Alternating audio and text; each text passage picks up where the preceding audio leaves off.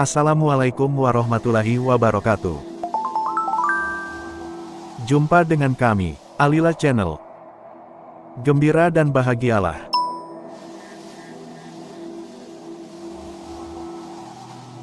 Kekuatan dari nasihat dalam menggapai ketenangan dan kedamaian hidup.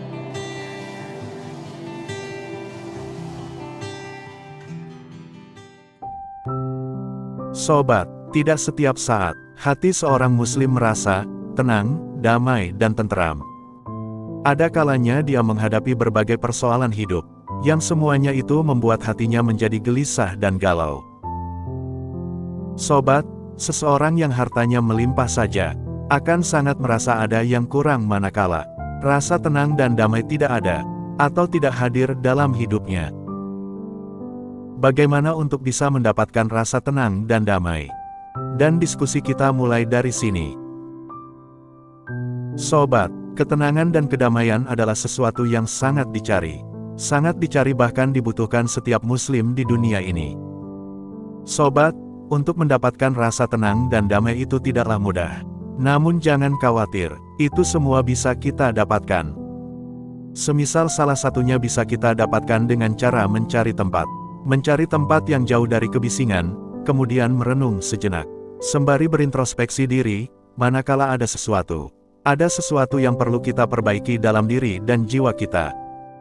Dikarenakan ada kalanya jiwa dan hati kita, sengaja ataupun tidak, melakukan sebuah kesalahan atau bahkan menyakiti seseorang.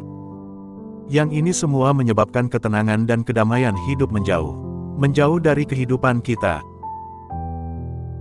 Sobat, di dalam proses perenungan dan introspeksi diri kita itulah kita bisa memperbaiki diri sehingga ketenangan dan kedamaian hidup datang menghampiri kita.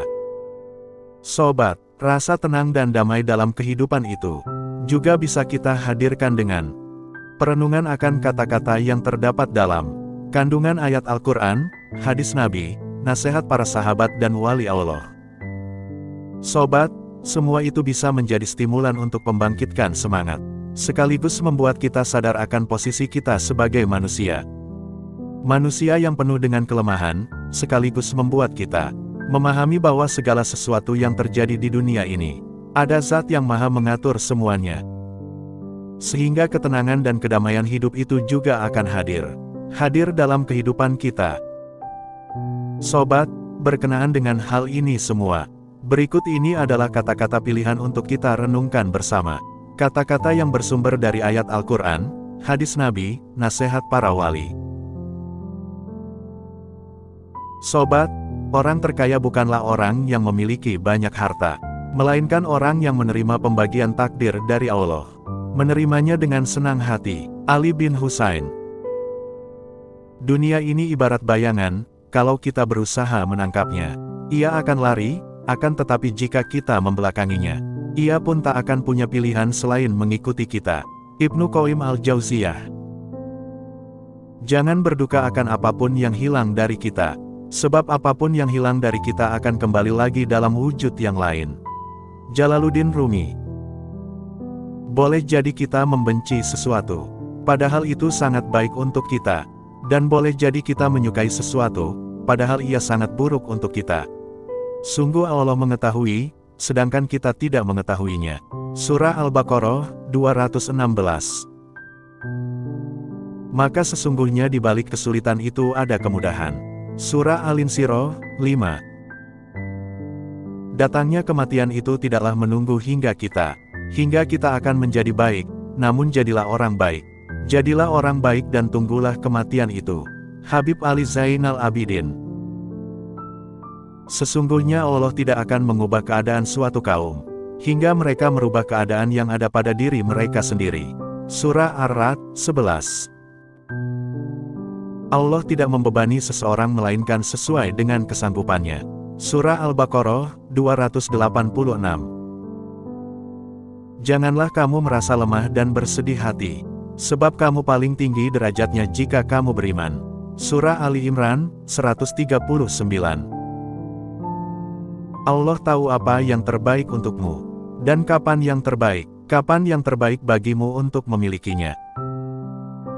Hai orang-orang yang beriman, Ingatlah Allah dengan sebanyak-banyaknya. Surah Al-Ahzab 41. Doa tulus dan ikhlas yang kamu panjatkan kepada Allah mampu mengubah sesuatu yang awalnya kamu pikir tidak mungkin berubah. Jangan menyerah saat doa-doamu belum terjawab. Namun bersabarlah, karena jika kamu mampu bersabar dalam sejenak, maka Allah akan memberikan sesuatu yang lebih daripada apa yang kamu minta. Jangan salahkan seseorang ketika kita kecewa, akan tetapi salahkanlah dirimu sendiri. Dikarenakan kamu terlalu berharap sesuatu yang belum pasti datangnya. Sobat, keberhasilan dan kegagalan kita itu ada di tangan Allah, bukan di tangan manusia. Jadi jika Dia bersamamu, maka tidak akan ada yang bisa menyakitimu. Boleh jadi Allah mengabulkan harapan kita dengan tidak memberi dengan apa yang kita inginkan, dikarenakan Dia Maha mengetahui bahaya yang menimpa di balik keinginan kita. Jangan terlalu keras pada dirimu sendiri, dikarenakan hasil akhir dari semua urusan di dunia ini sudah ditetapkan oleh Allah.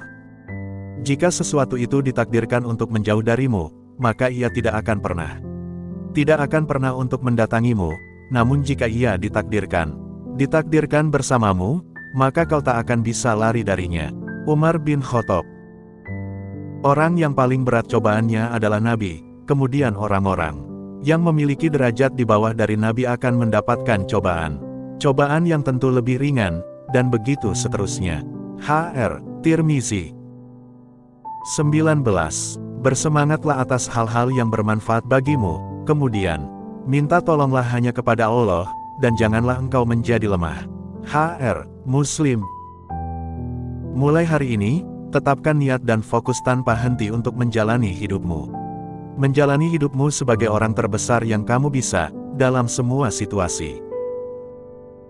Ingatlah selalu bahwa kamu lebih berani daripada yang kamu yakini. Lebih kuat dari yang terlihat dan lebih pintar dari yang kamu kira. Setiap anak Adam banyak melakukan kesalahan, dan sebaik-baik orang berbuat salah adalah orang yang mau bertobat atas kesalahannya. H.R. Tirmizi. Kecintaan kita kepada Allah melingkupi hati. Kecintaan ini akan membimbing hati dan bahkan akan merambah ke segala hal keimanan kita. Al-Ghazali. Hati manusia itu seperti cangkir, semakin kita memenuhinya dengan cinta kepada Allah, maka semakin sedikit ruang yang tersisa untuk dipenuhi dengan rasa cinta terhadap dunia. Renungkanlah diri kita, masa lalu, masa kini, dan masa depan kita. Karena pengetahuan yang paling berharga adalah pengetahuan tentang diri kita sendiri. Siapa yang berhasil mengenal sifat dirinya, maka kita berpotensi mengenal sifat Tuhan. Quraish Shihab. Barang siapa belum merasakan pahitnya belajar, walaupun hanya sebentar, maka dia akan merasakan binanya kebodohan sepanjang hidupnya. Imam Syafi'i. Banyak orang yang telah meninggal, tapi nama baik mereka tetap kekal. Sebaliknya, banyak orang yang masih hidup, akan tetapi seakan mereka orang mati yang tak berguna. Imam Syafi'i. Dunia ini hanya memiliki 3 hari saja, yaitu hari kemarin, yang ia telah pergi dengan semua hal yang menyertainya. Hari esok, yaitu hari yang mungkin kamu tidak akan menemuinya. Dan hari ini, yaitu hari yang sedang kita miliki, maka beramallah di hari ini. Hasan Al-Basri. Hidup ini terlalu singkat untuk mengejar sesuatu yang tidak membawa kita semakin dekat dengan surga. Bona Mohammed. Hiduplah sebagaimana semaumu, tetapi ingat bahwa engkau akan mati. Dan cintailah siapa saja yang engkau cintai, namun ingat, engkau akan berpisah dengannya, dan berbuatlah seperti yang engkau kehendaki, namun ingat, engkau pasti akan menerima balasannya nanti. Imam Ghazali. Kehidupan dunia dan akhirat di hati seorang manusia ini ibarat 2 skala keseimbangan. Ketika salah satunya menjadi berat, maka sisi yang lain akan menjadi ringan. Amr bin Abdullah. Jagalah Al-Quran, dan janganlah kalian didahului orang dalam mengamalkannya. Ali bin Abi Thalib. Waktu Allah sempurna dalam segala hal, dan kita tidak selalu memahami kebijaksanaan di baliknya, akan tetapi kita harus belajar mempercayainya. Sesungguhnya perbuatan-perbuatan yang baik itu menghapuskan dosa. Dosa akan perbuatan yang buruk. Surah Hud, 114. Salat adalah pembersih hati dari kotoran dosa, dan pembuka pintu kegaiban. Ibnu Athaillah. Takutlah kepada Allah karena hukumannya, namun cintailah Allah. Cintailah Allah dikarenakan Dia penuh belas kasihan. Ketahuilah bahwa kemenangan itu bersama kesabaran, dan jalan keluar. Dan jalan keluar itu bersama kesulitan. Dan bahwasannya bersama kesulitan itu ada kemudahan. H.R. Tirmizi. Setiap kebaikan adalah sedekah. H.R. Bukhari dan Muslim. Katakanlah yang benar walaupun kebenaran itu pahit. H.R. Abu Daud. Beribadahlah hanya kepada Allah dengan sempurna, dirikanlah sholat, tunaikanlah zakat, dan jalinlah silaturahmi dengan orang tua dan saudara. H.R. Bukhari. Barang siapa tidak mensyukuri yang sedikit, maka ia tidak akan mampu. Tidak akan mampu mensyukuri yang banyak. H.R. Ahmad. Sesungguhnya Allah senantiasa menolong hambanya, selama hambanya suka menolong saudaranya. H.R. Muslim. Surga itu ada di telapak kaki ibu. Ibnu Majah. Barang siapa yang berusaha menjaga diri, maka Allah akan menjaganya. Barang siapa yang merasa cukup, maka Allah akan mencukupinya. Barang siapa yang berusaha bersabar, maka Allah menjadikannya bisa bersabar, dan tidak ada seorang pun yang dianugerahi sesuatu yang melebihi dari kesabaran. H.R. Bukhari.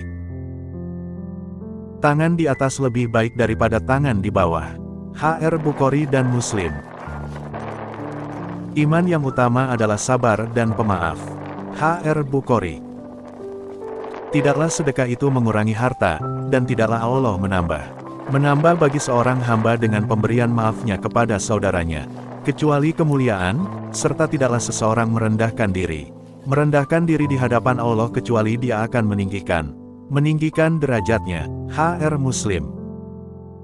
Barang siapa yang beriman kepada Allah dan hari akhir, maka hendaknya dia berkata yang baik saja atau diam. H.R. Muslim. Tak pernah kulihat bagi dua orang yang saling mencintai, semisal cinta dalam sebuah pernikahan. H.R. Baihaqi. 50, dari Abu Hamzah Anas bin Malik radhiyallahu anhu, pembantu Rasulullah Shallallahu alaihi wasallam, dari Nabi Shallallahu alaihi wasallam bersabda, salah seorang di antara kalian tidaklah beriman dengan iman sempurna, sampai ia mencintai saudaranya sebagaimana ia mencintai dirinya sendiri. H.R. Bukhari dan Muslim. Sobat, ketika hati dan pikiran gelisah, sebagai seorang muslim, sepatutnya kita tidak boleh membiarkannya terlalu lama, sebab hal tersebut bisa mengikis keimanan kita. Belum lagi hawa nafsu yang tak kalah sengitnya akan selalu menggoda hati manusia untuk condong pada kenikmatan yang sementara. Dan disinilah peran kata-kata renungan ini sangat dibutuhkan untuk bisa menghadirkan ketenangan dan kedamaian hidup, meski 1001 masalah datang silih berganti. Sobat, dari diskusi singkat ini dapat kita simpulkan bahwa kata-kata renungan memiliki kekuatan yang besar dalam memahami apa yang terjadi dalam hidup, sehingga memunculkan semangat untuk berbuat yang lebih baik dengan tujuan mendapatkan ketenangan dan kedamaian hidup.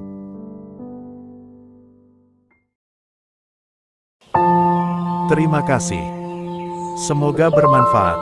Jangan lupa untuk like, share, dan subscribe. Wassalamualaikum warahmatullahi wabarakatuh.